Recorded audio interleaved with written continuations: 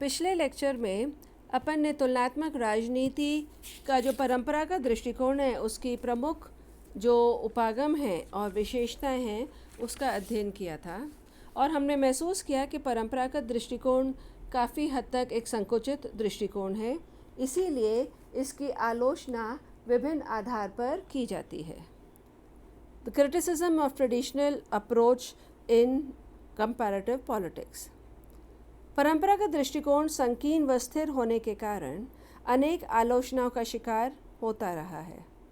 राजनीतिक व्यवहार की गत्यात्मकता को समझने में नाकाम रहने के कारण इसकी आलोचना के प्रमुख आधार हम निम्नलिखित बिंदुओं के संदर्भ में अध्ययन कर सकते हैं। सर्वप्रथम, परंपरागत दृष्टिकोण का संबंध राजनीतिक संस्थाओं के नाम मात्र ही तुलनात्मक अध्ययन से रहा है। इसमें शासन की संस्थाओं का वर्णन तो किया गया और उसमें समानांतर तत्वों की खोज भी की गई, लेकिन तुलना के आधार पर राजनीतिक शक्ति के संगठन व प्रयोग की उपेक्षा की गई। इसलिए इस दृष्टिकोण का स्वरूप अतुलनात्मक ही अधिक रहा है। दूसरा पॉइंट जो आपकी स्क्रीन पर है, परंपरागत दृष्टिकोण में राजनीतिक व्यवहार के अराजनीतिक तत्वों की उपेक्षा की गई है, इसलिए इस पर संकुचितता का दाग लग गया है। इस दृष्टिकोण ने राजनीतिक व्यवहार के गत्यात्मक तत्वों की घोर उपेक्षा की है। आमंड और पॉवेल ने लिखा है कि इस दृष्टिकोण का मुख्य जोर संस्थाओं, कानूनी विधियों, राजनीतिक विचारों तथा विचारधारा पर ही रहा है और इसके अंतर्क्रिया, व्यवहार व उपलब्धियां की उपेक्षा की गई है। इसलिए इसको संकुचित मानसिकता का शिकार होना पड़ा। तीसरा है कि यह दृष्टिकोण का संबंध लोकतांत्रिक व्यवस्थाओं तक ही सीमित रहा है और गैर लोकतांत्रिक व्यवस्थाओं की घोर उपेक्षा की गई है। इस दृष्टिकोण द्वारा केवल पाश्चात्य राजनीतिक व्यवस्थाओं के प्रजातंत्र स्वरूप का ही अध्ययन किया गया, इसलिए इसका कार्यक्षेत्र अत्यंत सीमित रहा। चौथा पॉइंट जो आपकी स्क्रीन पर है वो है कि इस दृष्टिकोण में राजनीतिक व्यवस्थाओं का सैद्धांतिक अध्ययन करके उनके व्यवहारिक पहलू की उपेक्षा की गई। इसमें उपलब्ध राजनीतिक संस्थाओं का कानूनी व औपचारिक दृष्टिकोण के आधार पर ही अध्ययन किया गया। इस दृष्टिकोण में राजनीतिक व्यवहार की पूर्णतः उपेक्षा की गई, इसलिए इसको अधूरा दृष्टिकोण माना जाता है। पांचवा तत्व है कि यह दृष्टिकोण का अध्ययन केंद्र यूरोपीय देशों, खास तौर पर इंग्लैंड, फ्रांस, जर्मनी, रूस तथा अमेरिका तक ही सीमित रहा।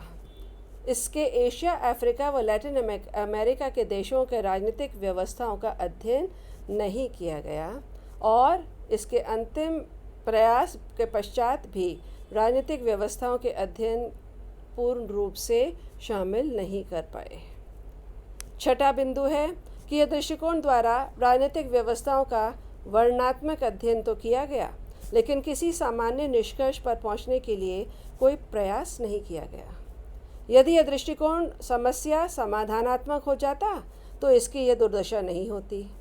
इसमें राजनीतिक संस्थाओं में समानताएं और असमानताओं का तलाश तो कर ली, लेकिन उनके कारणों को जानने का कोई प्रयास नहीं किया। इसलिए आलोचकों का आवेश है कि परंपरागत दृष्टिकोण में तथ्यों का संकलन तो कर लिया गया, लेकिन उनके परिमाणन पर कोई ध्यान नहीं दिया गया। और सातवां पॉइंट जो आपकी स्क्रीन पर आ रहा है वो है कि परंपरागत दृष्टिकोण अंतर अनुशासनात्मक प्रवृत्तियों के प्रति उदासीन ही रहा है। इसने समाजशास्त्र, अर्थशास्त्र और मानवशास्त्र के क्षेत्र में हो रही खोजों, नवीन पद्धतियों के प्रति आंख मूंद ली थी। यही कारण है कि यह दृष्टिकोण वैज्ञानिक पद्धति का विकास करने में काफ़ी असफल रहा और अंतर अनुशासनीय दृष्टिकोण से भी दूर चला गया।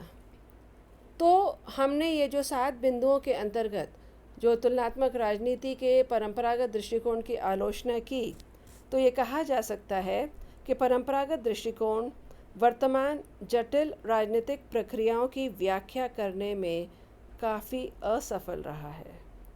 आज राज्य की प्रकृति, कार्यों और महत्व के कारण राजनीतिक व्यवस्थाओं में आए क्रांतिकारी परिवर्तनों ने परंपरागत दृष्टिकोण को अपर्याप्त बना दिया है। आधुनिक कल्याणकारी राज्यों के युग में जनसाधारण की जागरूकता तथा उनकी बढ़ती राजनीतिक सहभागिता ने परंपरागत दृष्टिकोण को चुनौती दी है। तो हम ये कह सकते हैं कि तुलनात्मक राजनीति के कार्य क्षेत्र व प्रकृति में द्वितीय विश्व युद्ध के बाद आए बदलाव ने परंपरागत दृष्टिकोण को अप्रासंगिक बना दिया। आज जब आधुनिक दृष्टिकोण ने तुलनात्मक राजनीति को वैज्ञानिक आधार प्रदान कर दिया है और यह स्वतंत्र अनुशासन के रूप में प्रतिष्ठित हो चुका है, तो परंपरागत दृष्टिकोण की बात करना बिल्कुल अलग हो जाती है, बिल्कुल गलत हो जाती है। हालांकि हम ये जानते हैं कि परंपरागत दृष्टिकोण ने हमारे तुलनात्मक राजनीति को नींव प्रदान की है।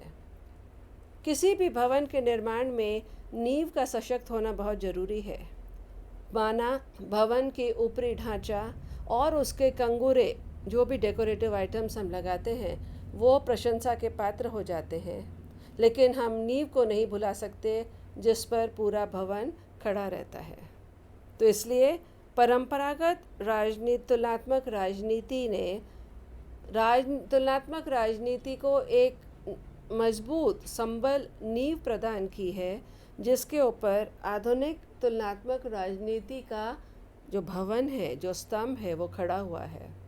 आज हम तुलनात्मक राजनीति विज्ञान से, तुलनात्मक राजनीति से विभिन्न प्रकार के निष्कर्ष या सिद्धांत निकाल रहे हैं, लेकिन इसके पीछे जो हाथ है वो परंपरागत सिद्धांत पर ही आधारित होता है। इसको हम भुला नहीं सकते।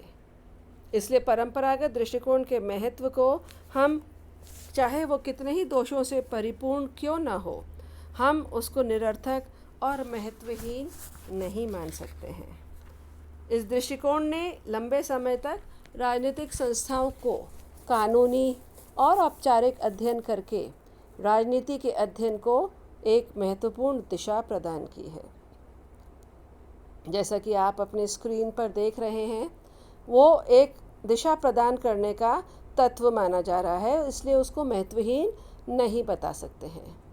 आज चाहे इसका महत्व कम हो, लेकिन द्वितीय विश्व युद्ध से पहले इसका महत्व बहुत अधिक बढ़ा हुआ था।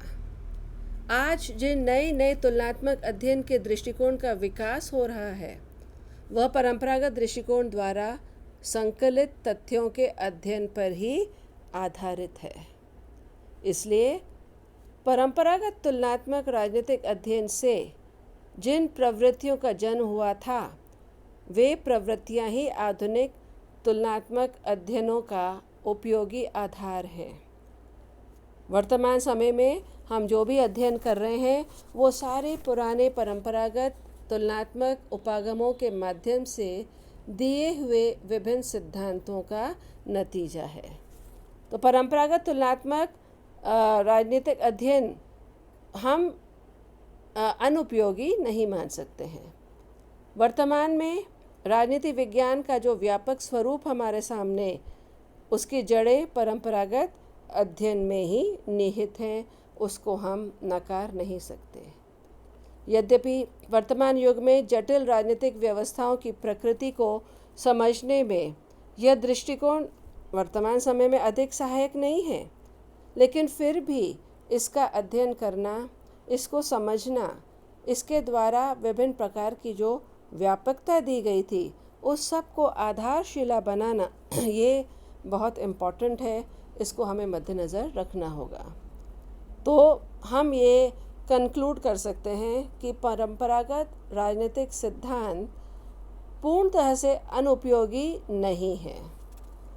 इसमें कमियां हैं, इसके विरुद्ध प्रतिक्रियाएं आई हैं, विशेषकर द्वितीय विश्व युद्ध के बाद में राजनीतिक संस्थाओं और उनके पेचीदा राजनीतिक व्यवहार के माध्यम से परंपरागत राजनीति विज्ञान के द्वारा उसको न सुलझा पाना, नवोदित तृतीय विश्व युद्ध के राष्ट्रों और गैर राजनीतिक तत्वों का तुलनात्मक अध्ययन न कर पाना, ये सब चीज़ें हम मानते हैं कि एक विरुद्ध में प्रतिक्रिया है, लेकिन इसका स्वरूप जो विश्लेषण, निरीक्षण तथा परीक्षण का है, वो नवीन पद्धतियों को विकसित होने में सहायक सिद्ध हुई हैं। तो इस दृष्टिकोण का उद्देश्य वैज्ञानिकों के हाथ में एक ऐसा मापदंड सौंपना था जो कि संक्षिप्त तो था ही, लेकिन साथ में स्पष्ट भी था, और इन आदर्शों के आधार पर जो नवीन राजनीतिक वैज्ञानिक हैं, जिनको नवीन आदर्शों के माध्यम से तुलनात्मक अध्ययन करना था, उन्हें दिशा प्राप्त हो गई थी। संस्थाओं के साथ में गैर राजनीतिक तत्वों का कैसे अध्ययन किया जाए, कैसे हमको दबाव समूह या विभिन्न प्रकार के जो तत्व हैं जो कि राजनीति को प्रभावित करती हैं, उनको भी शामिल किया जाए, इसको परंपरागत राजनीति विज्ञान ने एक दिशा प्रदान की। हालांकि माना कि वो स्वयं इसको नहीं कर पाए, लेकिन उनकी नींव पर आधुनिक राजनीतिक दृष्टिकोण ने इसको पूरा किया, और विशेष रूप से आधुनिक दृष्टिकोण की जो शुरुआत हुई है वो इस पर आधारित हुई है। तो ये कमी होने के बावजूद भी परंपरागत राजनीति विज्ञान का महत्व है, इसको हम अनदेखा नहीं कर सकते। और अगले लेक्चर में हम आधुनिक राजनीतिक दृष्टिकोण का अध्ययन करने का प्रयत्न करेंगे।